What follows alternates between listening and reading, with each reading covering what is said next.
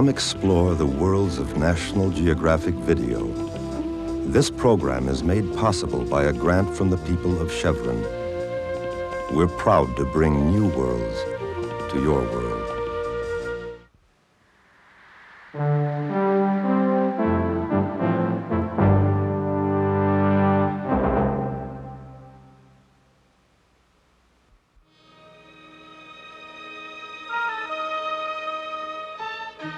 Though remarkably sensitive and accurate, the human eye is an extremely limited device, a surprisingly narrow window on our world.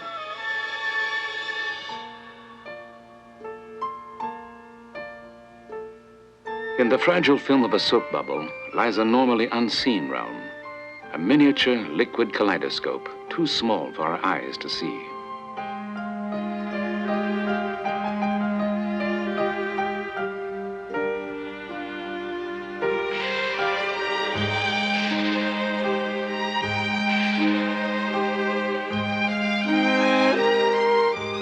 Vivid detail is also hidden within an instant of time. Many events are simply too fast to be seen with the unaided eye.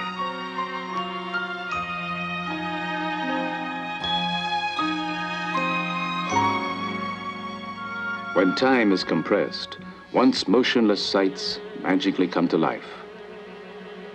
A voracious army of fire ants devours a helpless cricket. It is an awesome day-long process, too slow for us to notice.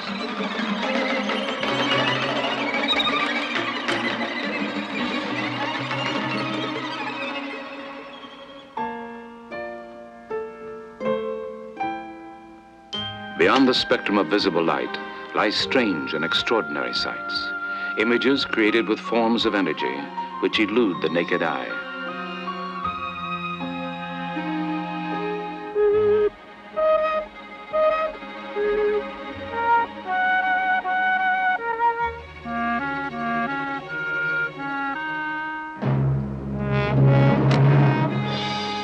Today, as never before, cameras and other instruments that see are radically expanding the limits of our vision and knowledge, and altering forever our image of the world.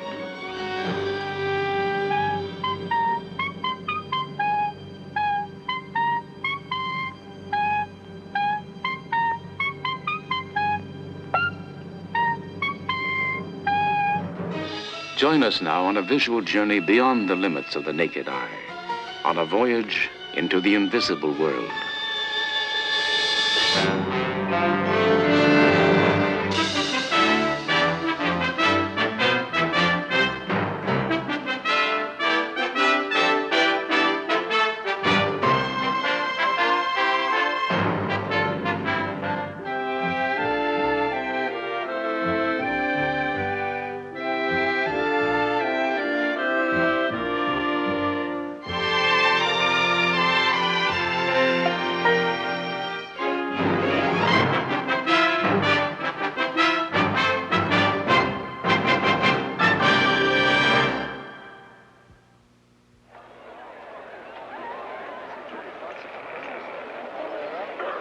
We are visual creatures, reliant on our eyes as our primary link with the world. Able at a glance to estimate size, measure depth, register movement, make sudden shifts in focus, and instantly distinguish a million different colors, our eyes are the most highly developed of all living species. Yet despite our eyes' amazing powers and remarkable versatility, there are infinite sights around us to which we are totally blind.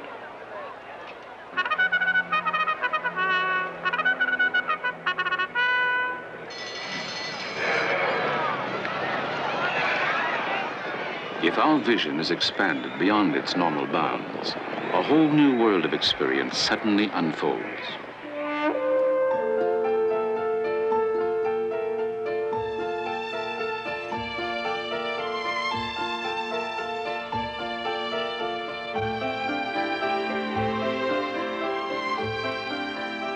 Through the specialized eyes of cameras come new dimensions of seeing.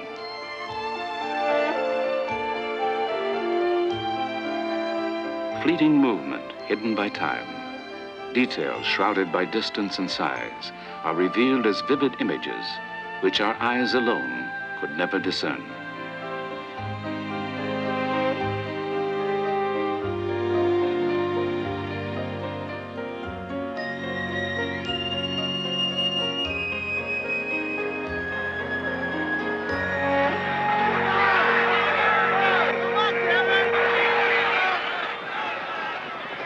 The camera must often come to the aid of our blinkered sense of sight.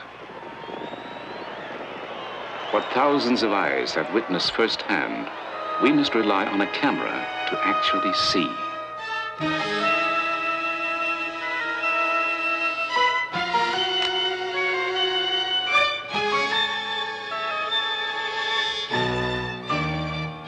Possessed with powers to reveal the world in myriad ways that our unaided eyes cannot, cameras and other imaging tools are extending enormously the limited reach of our vision, probing once distant and unimagined realms that lie hidden all around us.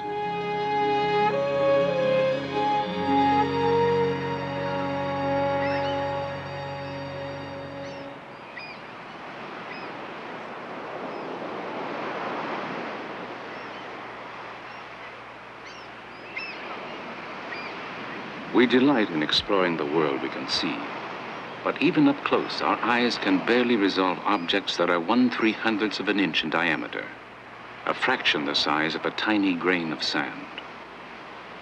What seems very small in human scale is but the threshold of a microcosm beyond the limits of our eyes.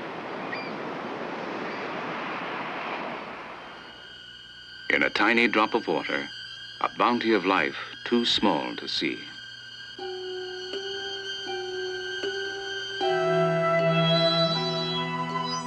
Like spaceships from an alien world, delicate creatures called plankton silently maneuver through their seemingly boundless universe.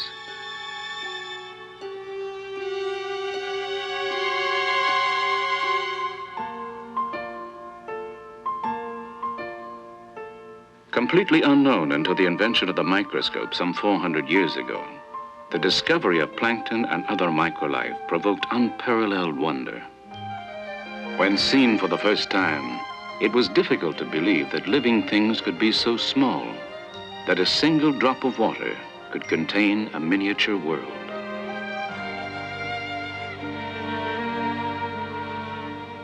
Indispensable tools of science, modern microscopes fitted with cameras can now easily recapture the sights that were seen when man first glimpsed the microworld. Bacteria, discovered in 1674, their tiny size and great abundance seemed nearly inconceivable. A slice of leaf revealed a complex structure of tiny living cells, which no one had dreamed existed.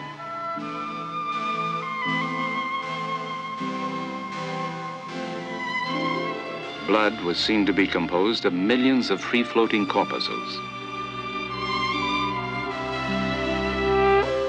The sight of a cell dividing seemed a miracle of nature, another astounding discovery which would help to lay the foundations of modern biology and medicine.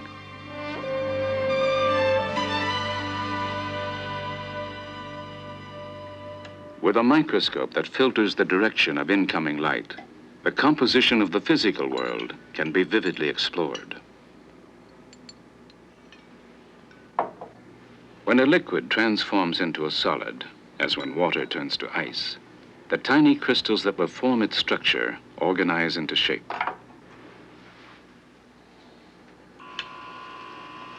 Recorded on film at actual speed, we can witness the otherwise invisible process known as crystallization.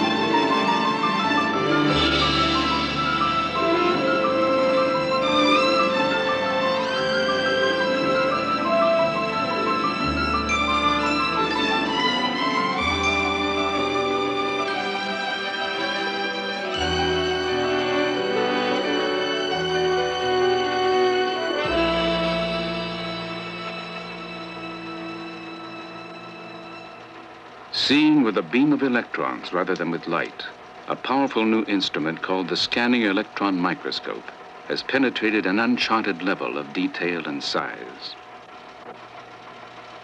For David Scharf, a researcher and photographer, it is a means to explore a whole new world of inner space.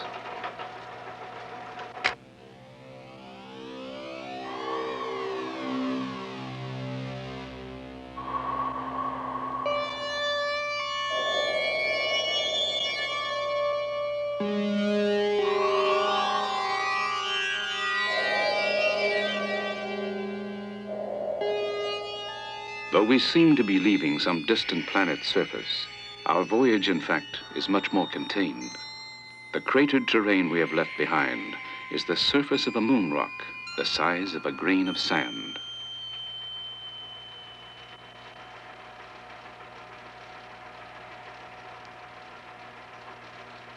The fragile structure of an alyssum flower is barely visible to the eye. In the vacuum chamber of the microscope, a focused beam of electrons will be aimed across the flower's surface to form a magnified image.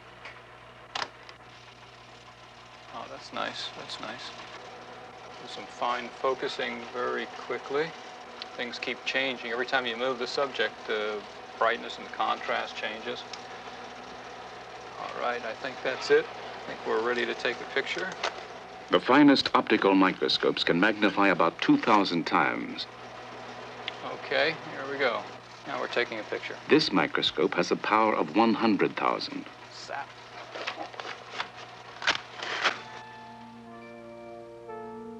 Through the microscope's probing eye, the tiny flower reveals a delicate structure of unexpected complexity. When magnified more than 20,000 times, we can see single grains of pollen.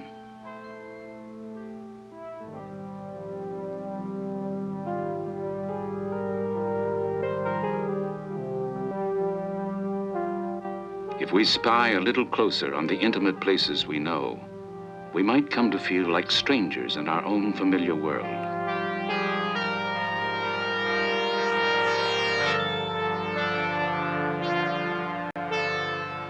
Zigzags of rough-hewn channels gouged into a surface are a magnified view of the narrow grooves in an ordinary phonograph record.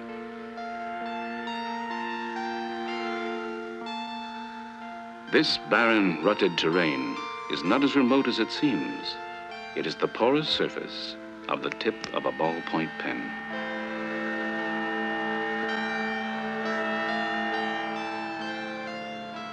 A tangled network of sinuous fibers, when enlarged 4,000 times, hardly resembles what we usually see as a smooth sheet of writing paper.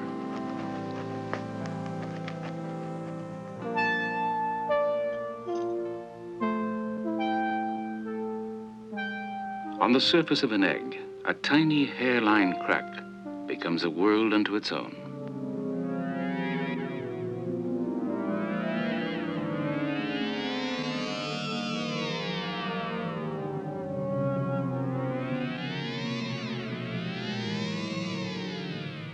When magnified more than 50,000 times, we see the egg as if it were 2 miles tall. In the sofas and beds of even our best-kept homes, microscopic dust mites quietly live their lives. Like miniature dinosaurs from a long-lost world, their bodies rarely grow large enough for the naked eye to see. Dependent on us for survival, dust mites feed primarily on the flakes of dead skin, which our bodies constantly shed.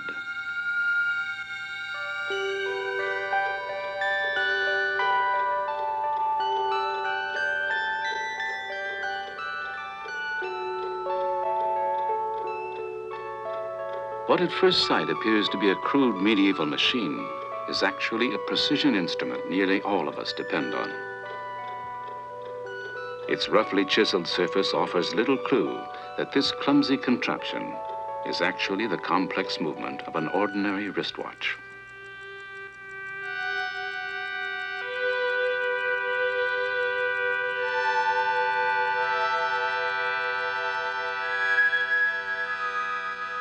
Our Our skin itself hides a miniature world from the normal view of our eyes.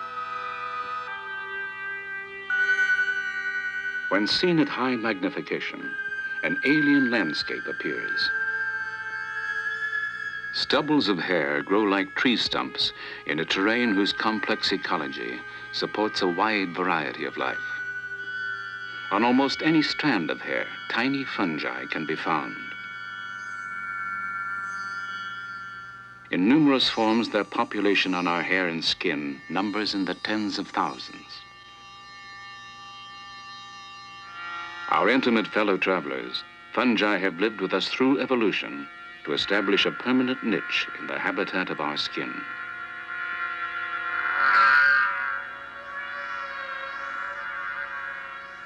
In the roots of everyone's eyelashes live tiny mites called Demodex funicularum. Apparently, they cause us no harm, but why they are there and exactly what they do have yet to be discovered.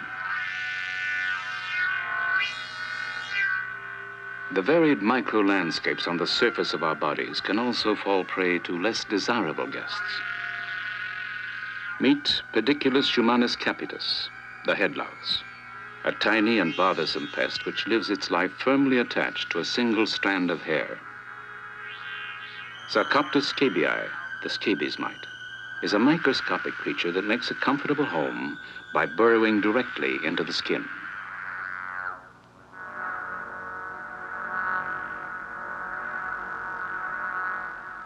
On the warm, moist regions of our skin, there is life in enormous abundance. Bacteria, the simplest form of free-living life, are constantly with us. A single bacterium can multiply to more than 1 million in about 8 hours. And no matter how much we wash, millions remain on our skin.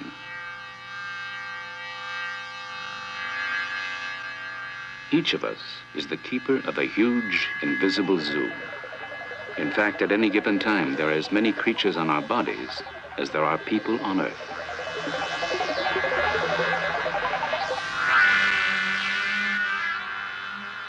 If our numerous companions do not inspire our love, at least we have the consolation of knowing that we are never completely alone.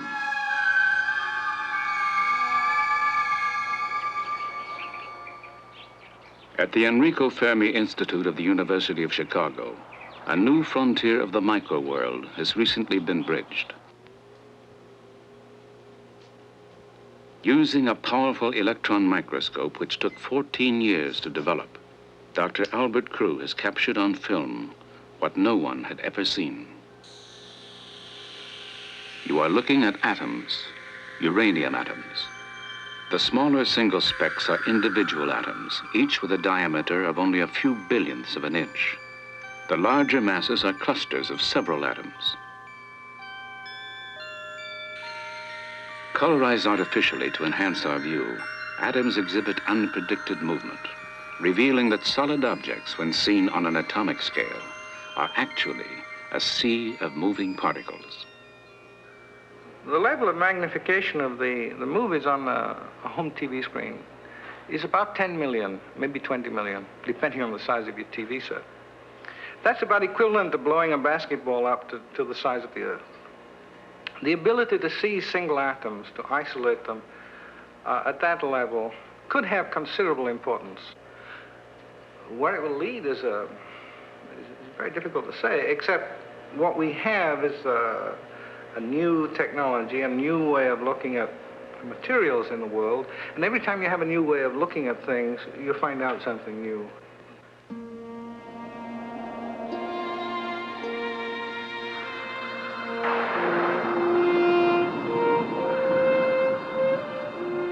We are exiled from other worlds by time as well as by size.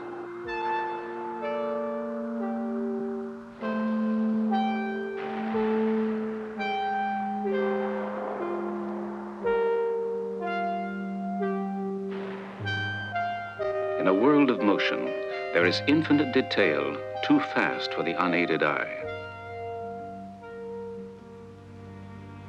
In the 1870s, an ingenious photographer, Edward Muybridge, invented a way to record movements normally too quick to be seen.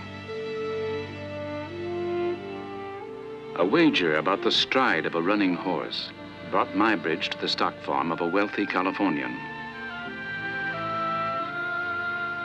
With a battery of 24 cameras that were activated by threads stretched across a track, Muybridge captured aspects of motion that had never been witnessed before. Muybridge's patron had bet that all four legs of a running horse were sometimes simultaneously off the ground. Stop-action photography proved him to be right.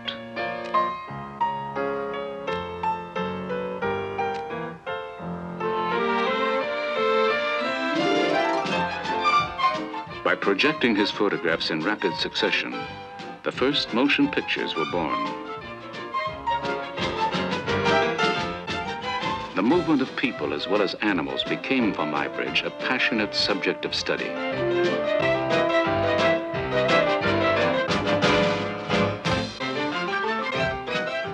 Much more than just a technical curiosity, Muybridge's pioneering work was the first photographic analysis of the dynamics of physical motion.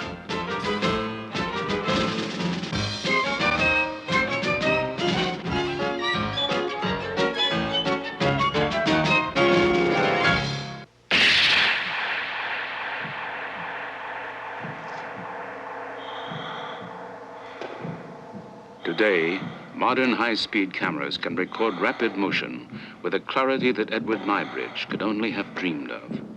Slow motion film is now a commonplace tool in analyzing athletic performance.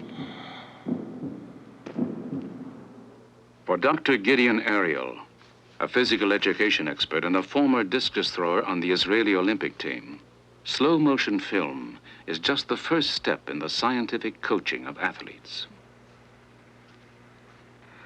Coaches used to think that by looking on an athlete, they could tell what the athlete does right and what he does wrong.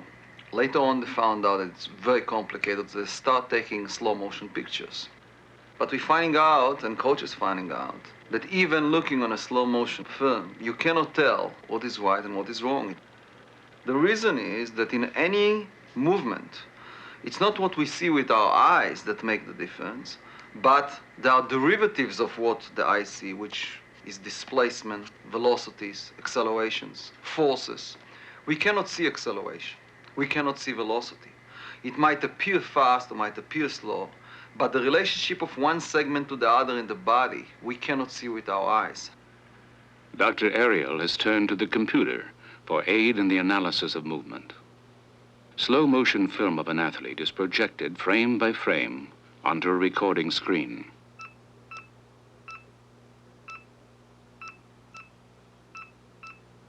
Each touch of a sonic pen transmits into the computer memory the dynamically changing positions of the athlete's joints and limbs.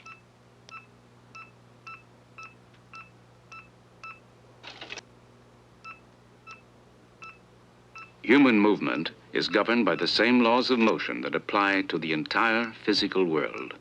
And from the visual information contained in the film, the computer can rapidly calculate the interrelationship of force, acceleration, and velocity in the athlete's movements.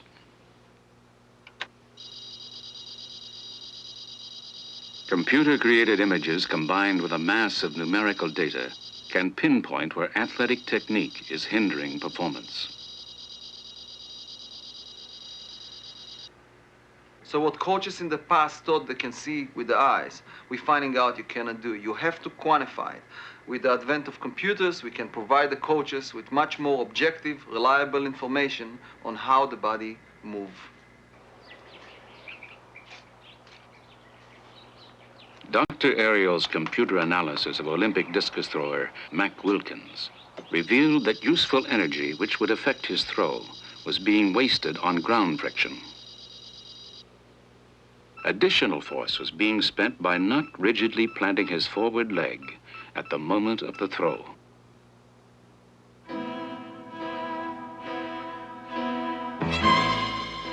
Based on this analysis, Wilkins altered his throwing technique.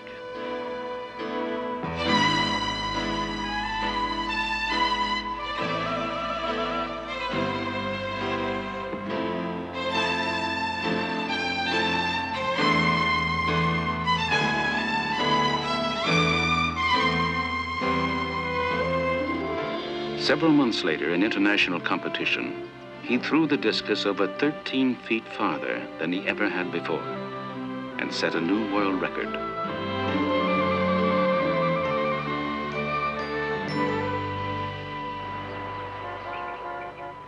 In a remarkable laboratory at the Massachusetts Institute of Technology, time and motion are dramatically dissected.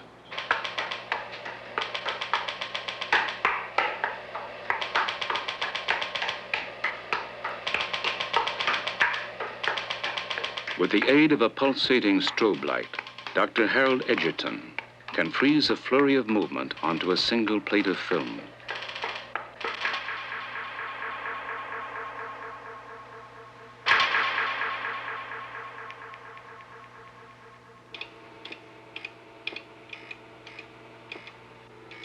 Dr. Edgerton developed the strobe light in 1931.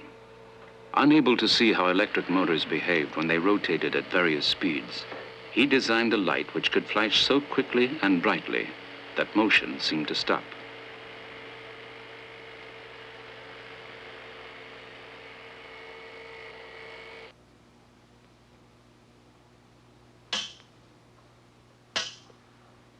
A world expert on high-speed photography, Edgerton delights in demonstrating the amazing power of camera and light. Now, we're going to do an experiment here to take a picture of a bullet, a very high-velocity bullet, as it cuts this playing card in two. The playing card will be attached to this tape. The bullet will come out of the gun at 2,800 feet per second. If we aim it correctly, it'll cut through the card. And we want to turn on a light, a very special strobe light that lasts less than a millionth of a second in order to stop the bullet effectively on the film, make a sharp, clear photograph. The sound of the bullet will trigger the strobe light, which creates an image on film.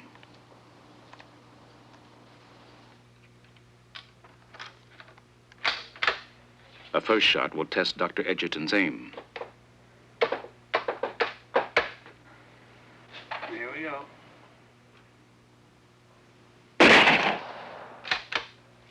Now, the event as the strobe light reveals it. Less than a millionth of a second is permanently frozen in time.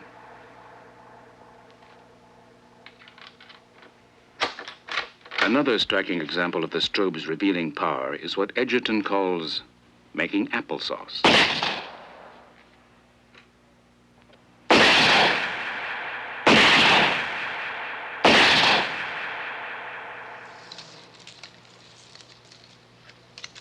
Perhaps the most dramatic of Dr. Edgerton's visual techniques combines the powerful strobe light with a high-speed motion picture camera. Ready to go? All set? 3, 2, 1, shoot!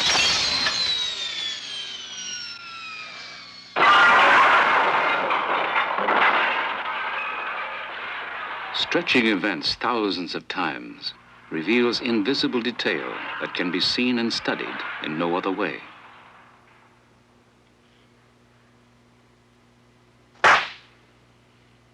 The explosion of a firecracker, now slowed down 1,200 times.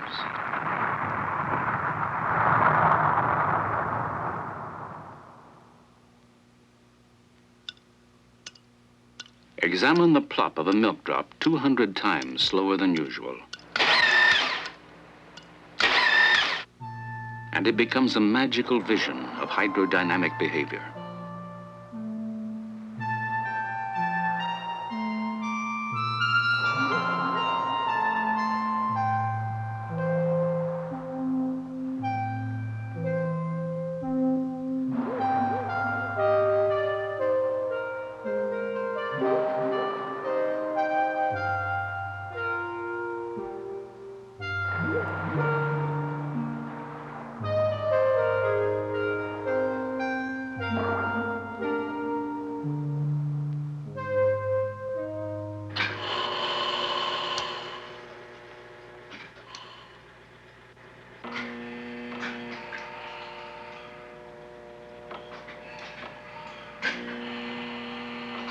Unbounded by our human sense of time, specialized cameras can also record events much too slow to see.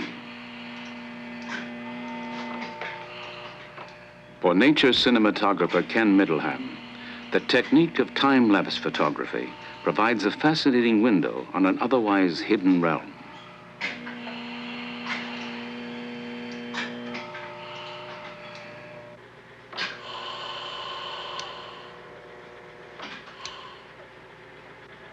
By taking single photographs at longer than normal intervals, time and events are compressed into a dramatic new scale. The 2 weeks it takes for an orange to spoil are telescoped into several seconds.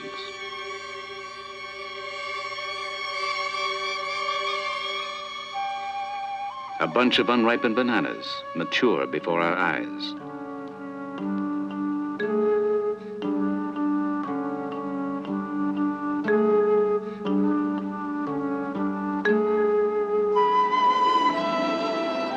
The natural world is alive in ways we cannot see, constantly in the process of incredible transformation. Over a period of days, tiny worms devour the leaf of the tree.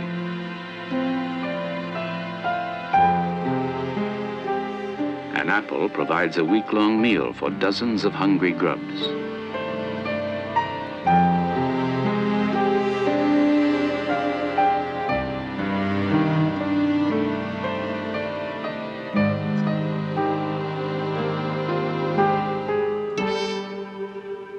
In only 4 days, a dead field mouse is consumed by a mass of maggots.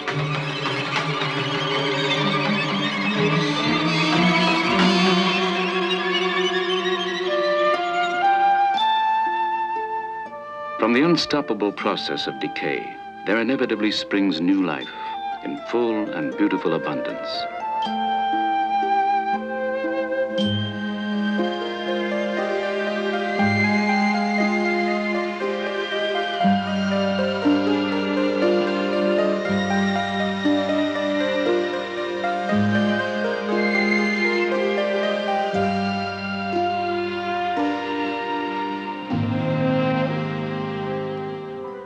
Even the passage of years is not a barrier for the time-lapse camera.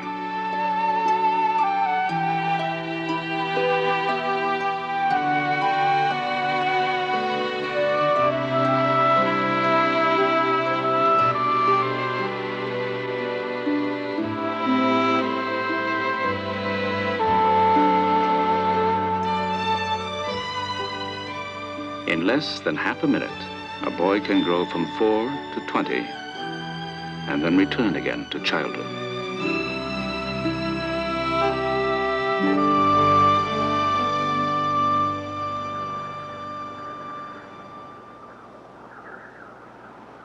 Our eyes perceive the world only in the language of light. Yet light, visible light, is but a narrow slice of energy contained within an infinite spectrum of electromagnetic waves that constantly vibrate all around us.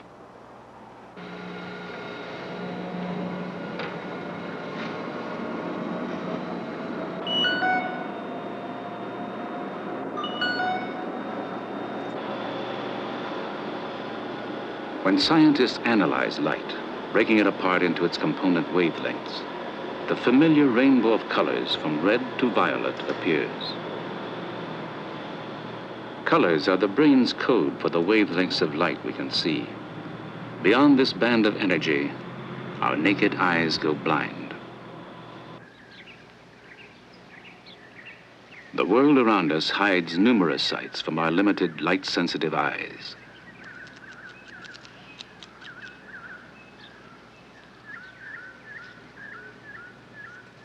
By equipping a camera with a sensitive filter, we can see the world reflected in ultraviolet light, the invisible wavelengths of energy beyond the color violet.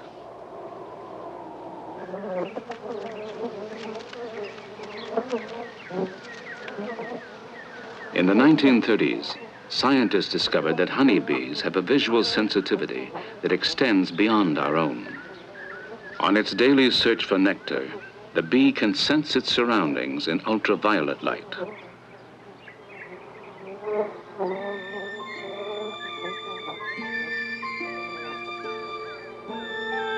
Some flowers we see as solidly colored have a very different appearance to the bee. When viewed in ultraviolet light, new shadings and patterns appear.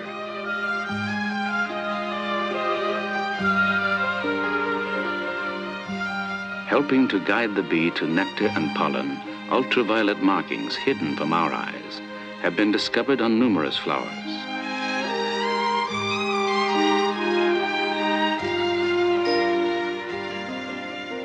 Unseen ultraviolet rays stream abundantly from the sun, but they are only one kind of invisible light that we must rely on cameras to reveal.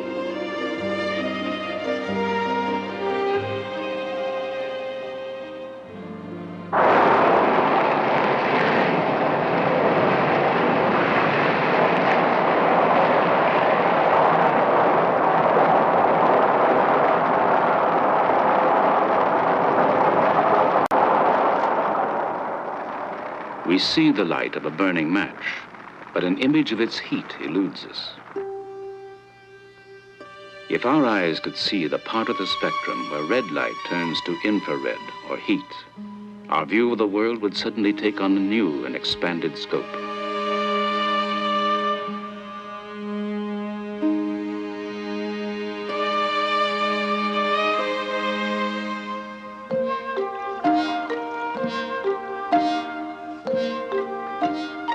A technique called Schleren photography allows us to see heat energy that constantly flows all around us.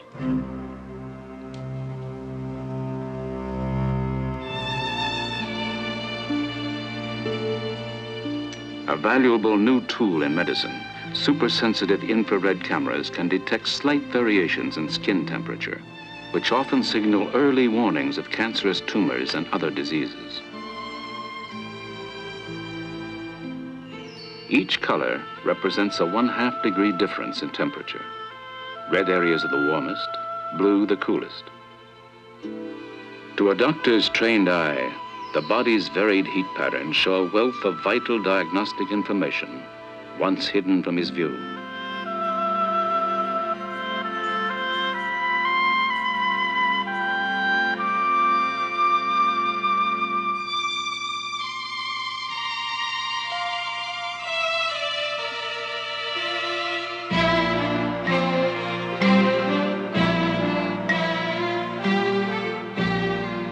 By photographing a subject with visible light, only the outer surface details are recorded by the camera. Using another form of energy, invisible to the eye, we can penetrate solid matter and create an image on film.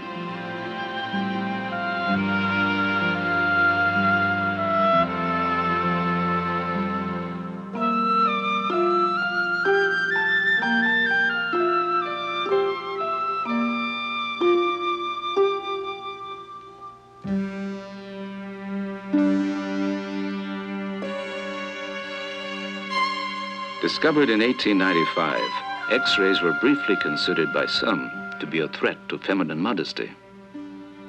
However, fears were allayed at first sight of the image, and the X-ray was quickly put to use as a valuable new tool of medicine.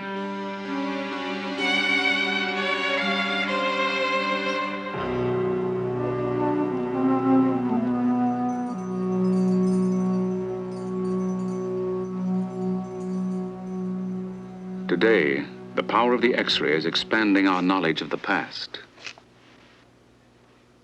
When fragile Egyptian mummies are subjected to modern X-ray analysis, scientists gain new insight into their little-known culture and lives.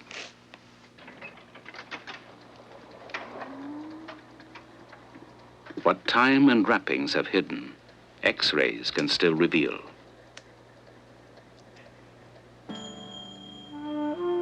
X-rays of Yuya, a royal advisor, show obvious dental disease. Fuya, his wife, suffered painfully from arthritis and a badly curved spine.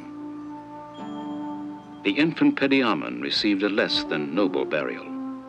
His arms were amputated, and his legs were broken to fit an undersized coffin. For an unidentified mummy, a less desirable fate. Legs are intact, but the torso is mysteriously missing. Pharaoh Amenhotep I, X-raying directly through his beautifully preserved coffin, reveals that his body had been damaged by ancient grave robbers and repaired by priests 5 centuries later.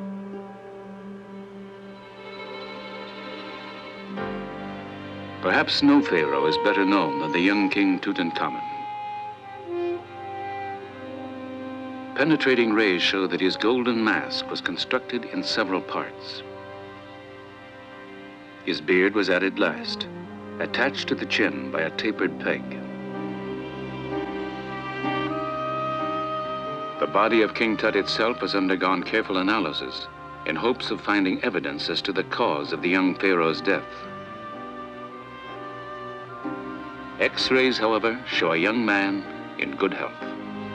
And unless there is evidence still to be discovered, the reason for Tut's early death may remain forever a mystery.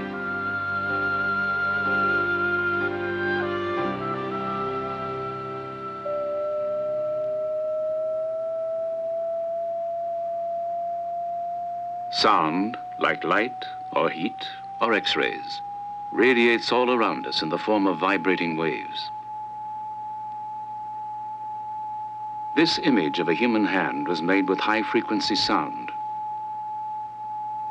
Using this technique, doctors can now see soft internal tissue that was not safely accessible before.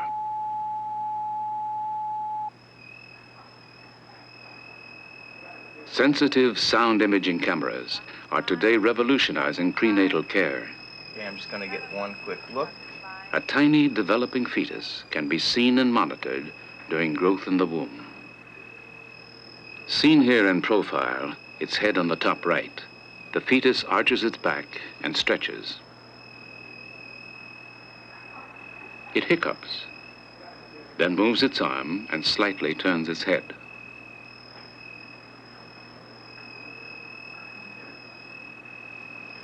The baby's now sort of turned around and it's looking at us to see what we're doing.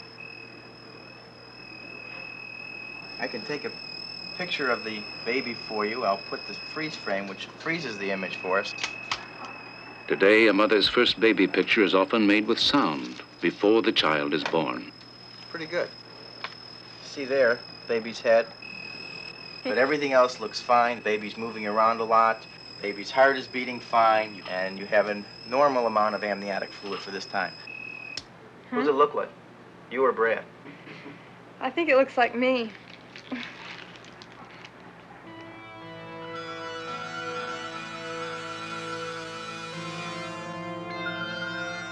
A striking means of photography discovered at the turn of the century shows apparent fields of energy emanating from our bodies. It is known as Kirlian or electrophotography, and almost everything filmed with this technique shows an active surrounding aura.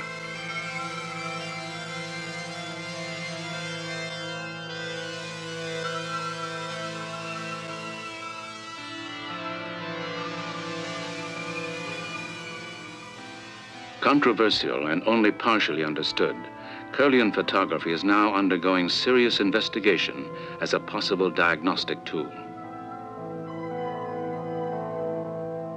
To make a Kirlian photograph, a finger is placed over a sheet of unexposed film, which receives a burst of electricity from a metal plate beneath it. When the film is developed, the Kirlian aura appears. Dr. Thelma Moss has conducted research on Kirlian photography at UCLA. People are always asking, what is this Kirlian photography all about?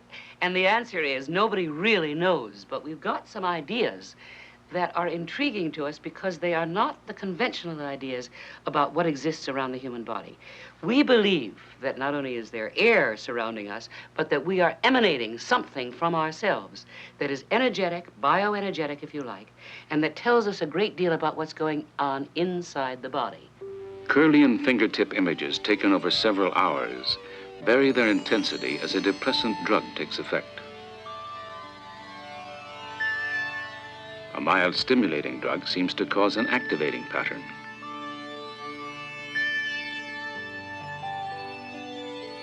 These Kirlian photographs record the sequence of a woman's monthly menstrual cycle.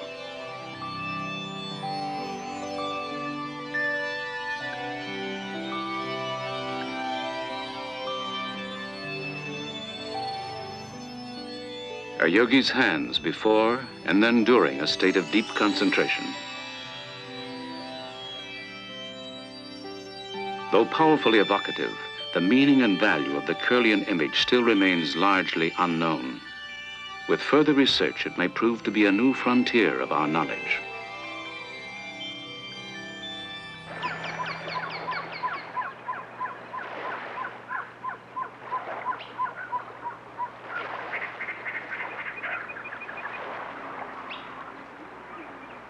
At the Fermi National Accelerator Laboratory near Chicago, we are being brought ever closer to an ultimate frontier.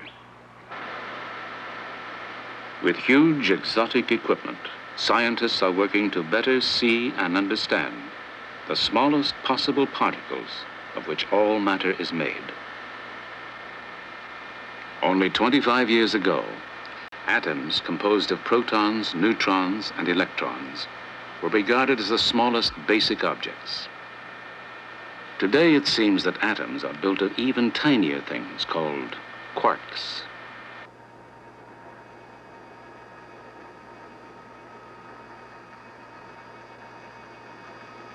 Fermilab is, in a sense, the world's largest and most powerful microscope, an awesome collection of machinery designed to shatter atoms to pieces and see the objects within. Buried underground, a 4-mile ring of powerful magnets guides a narrow beam of particles, which is rapidly accelerated.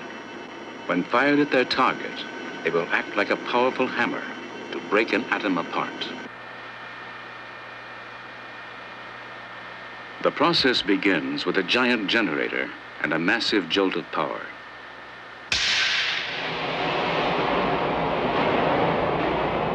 Hurled within seconds to nearly the speed of light, the beam of particles is aimed to strike the tiny nuclei of atoms. The collision will be photographed by several sensitive cameras.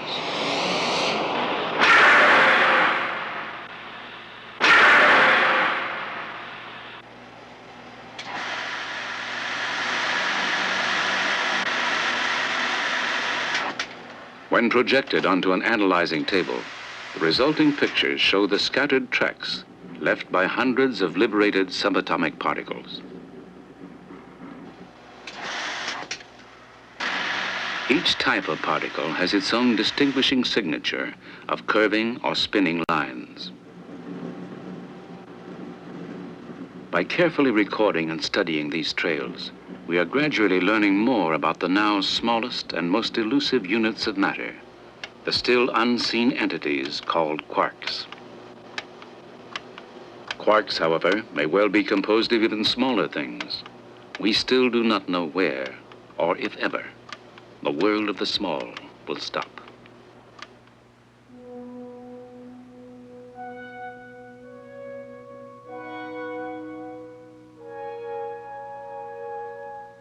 High above the Sonoran Desert near Tucson, Arizona, the Kitt Peak National Observatory is focusing our vision onto the realm of the very large. The world's biggest collection of astronomical instruments, Kitt Peak is dominated by the 19-story dome of the powerful Mayall telescope.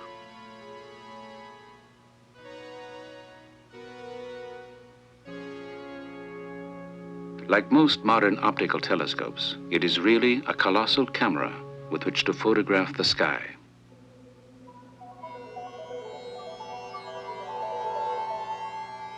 Galaxies. Only 60 years ago, their existence was just a theory. But with the construction of larger and larger telescopes, thousands were seen and photographed. Today, astronomers estimate that the universe contains at least 100 billion galaxies, each with 100 billion stars.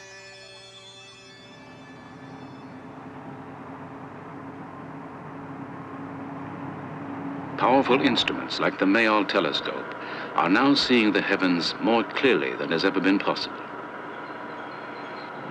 Its light-collecting mirror can photographically detect objects more than 6 million times fainter than the unaided eye can see.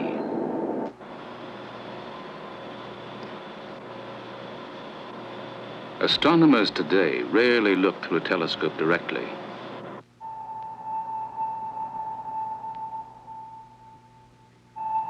an array of computers and image intensifiers record and make visible objects that the eye alone is not sensitive enough to see. Artificial colorizing shows subtle details that would otherwise be missed. Revealed on the telescope's computer enhancement screen, the world's first image of the surface of a star other than our sun. Known as Betelgeuse, it lies 600 light years from Earth. The computer-colored contrasts on its surface are believed to be huge regions of varying hot and cold. Resolving this image to the telescope was like photographing a grain of sand from several miles away.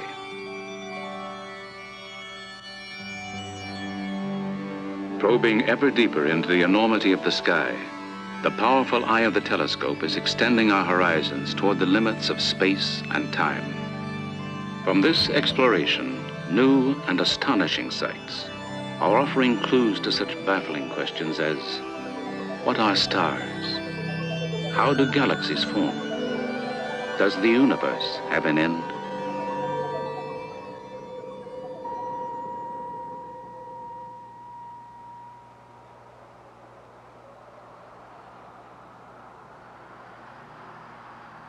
At the Salt Lake City campus of the University of Utah, a frontier of vision that was once as remote as the darkness of outer space has now been dramatically entered. Craig has been totally blind for 15 years. But in a bold experiment, doctors have surgically implanted on the visual cortex of his brain an array of 64 tiny electrodes. This ingenious feat of medical engineering allows Craig to be literally plugged in to the outside world.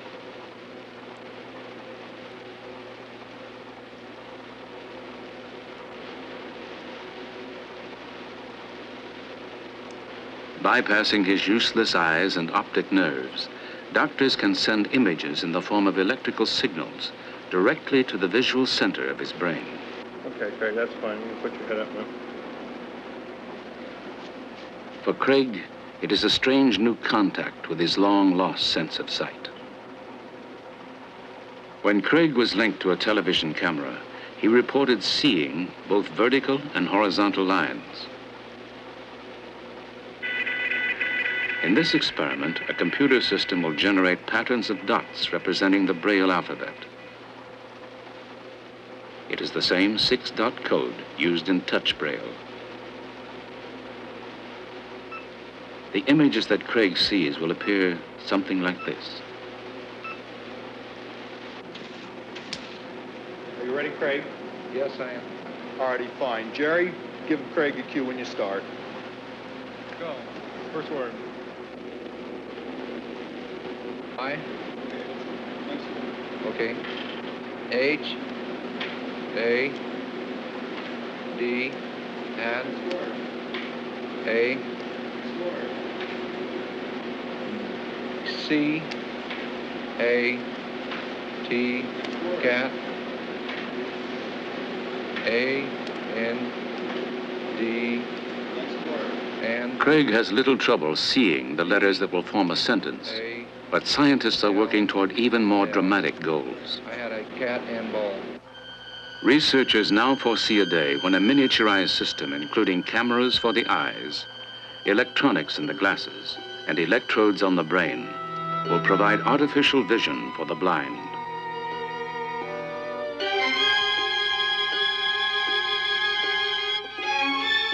In the time it takes to blink an eye, cameras can transport us to wondrous new realms, revealing once hidden places that span from the reaches of outer space to the inner depths of nature.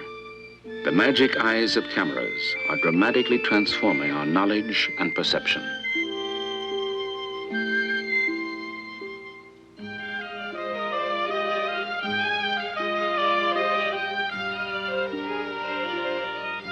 In coming years, our vision of the world will be stretched to newer boundaries. For today, we have only begun to explore the invisible worlds all around us.